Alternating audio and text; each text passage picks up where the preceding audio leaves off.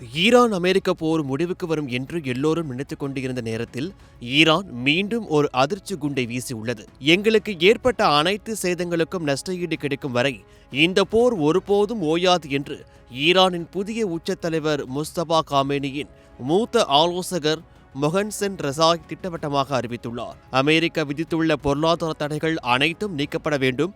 இனிமேல் அமெரிக்கா ஈரானின் உள் விவகாரங்களில் தலையிடாது என்பதற்கான எழுத்துப்பூர்வமான உத்தரவாதம் வேண்டும். இந்த நிபந்தனைகளை அமெரிக்கா ஏற்கும் வரை நாங்கள் போரை நிறுத்த மாட்டோம் என்று ஈரான் சூளுரைத்துள்ளது.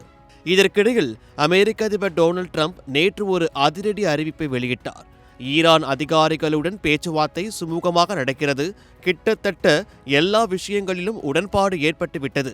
அதனால் ஈரானின் மின் நிலையங்களை தாக்கும் திட்டத்தை 5 நாட்களுக்கு ஒத்திவைக்கிறேன் என்று அவர் கூறியிருந்தார். ஆனால் ட்ரம்பின் இந்த அறிவிப்பு முழுக்க முழுக்க பொய் என்று ஈரான் மறுத்துள்ளது. ஈரான் நாடாளுமன்ற சபாநாயகர் முகமது பகர் கலிஃபாப், நாங்கள் அமெரிக்காவுடன் எந்த பேச்சுவார்த்தையும் நடத்தவில்லை, இது எண்ணெய் சந்தையை சரிசெய்ய ட்ரம்ப் பரப்பும் வதந்தி என்று பகிரங்கமாக குற்றம் சாட்டியுள்ளார்.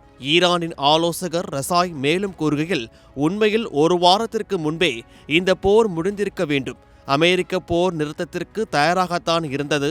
ஆனால் இஸ்ரேல் பிரதமர் பெஞ்சமின் நெதன்யாகு தான் போரை தொடர்ந்து நடத்தும்படி அமெரிக்காவை தூண்டிவிடுகிறார் என்று குற்றம் சாட்டியுள்ளார். ஆக மொத்தம் ஒரு பக்கம் ட்ரம்ப் அமைதி பேச்சுவார்த்தை நடக்கிறது என்கிறார், மறுபக்கம் ஈரான் அப்படியெல்லாம் எதுவுமே நடக்கவில்லை, இழப்பீடு கிடைக்கும் வரை போர் தொடரும் என்று அடம் பிடிக்கிறது. உண்மை என்னவென்று தெரியாமல் உலக நாடுகள் குழப்பத்தில் ஆழ்ந்துள்ளன. அடுத்த 5 நாட்களுக்குள் அமெரிக்கா என்ன செய்ய போகிறது என்பதை பொறுத்துதான் மத்திய கிழக்கில் அமைதி திரும்புமா அல்லது போர் வெடிக்குமா என்பது தெரிய வரும்.